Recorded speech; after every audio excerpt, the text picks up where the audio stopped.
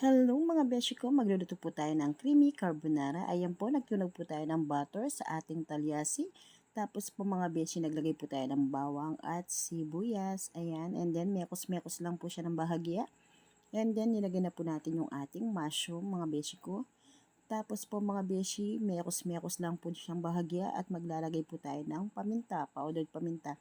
Wala po tayong white pepper, kaya nilagay na lang po natin yung black pepper. Naglagay po tayo ng konting asin at nilagay na po natin yung ating ham mga beshi ko. Ayan. And then, mekos-mekos din po siya para malutong magisa, para hindi po siya malansa mga beshi ko. Tapos, nag-boost po tayong dalawang ebap. Ayan mga beshi. Sisimutin po natin yung ebap na yan, mga beshi ko. And then, mekos-mekos din po siya. Ayan.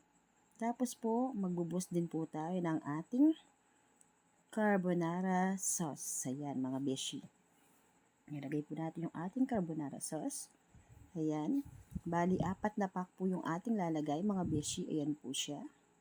Sisimutin po natin yan, mga beshi ko. Tapos yan, ihalo-halo lang po natin siya para ma-mix at makulo yung ating mga pinaglalagay na sangkap para hindi maging sira yung ating carbonara sauce mga beshi. And then mga beshi, maglalagay po tayo ng Nestle cream. Ayan.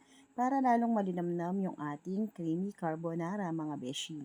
Tapos po ayan, maglalagay po tayo ng melted cheese din sa ating creamy carbonara. Ayan po mga beshi ko.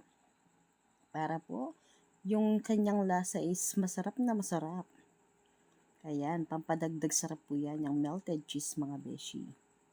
Ayan, masusing kayod-kayod cheese. And then, nilagay na po natin yung ating carbonara pasta. Ayan po mga beshi. Hahalo po natin siya, imimekos-mekos para manuot po yung kanyang liquid na sauce sa ating pasta. And then mga beshi, ipiplating na po natin siya kahit naka-plating. Ayan mga beshi, yung pong ibang sauce po natin, nag-set aside tayo para po may pan-toppings po tayo sa ating naka-plating na tub na carbonara. Mga beshi, ayan, tignan nyo naman. Habang naglalagay po tayo ng sauce, yung kasama ko naman po is naglalagay po siya ng melted cheese sa ating creamy carbonara. Mga beshi, ayan. Para po mabilisan yung aming pagre-ready dahil pupunta na po yung rider. Pipikapan na po niya yung ating mga pa-order na tab carbonara. Sa Pandayan pa rin po yan mga beshi, sa Pandayan Santa Ana branch. Ayan na po mga beshi, naka-ready na po yung ating creamy carbonara. Tingnan nyo naman mga beshi, sulit na sulit yung binabayad nila sa amin kasi nga hindi po namin tinitipid dyan mga beshi ko. Ayan na po si rider.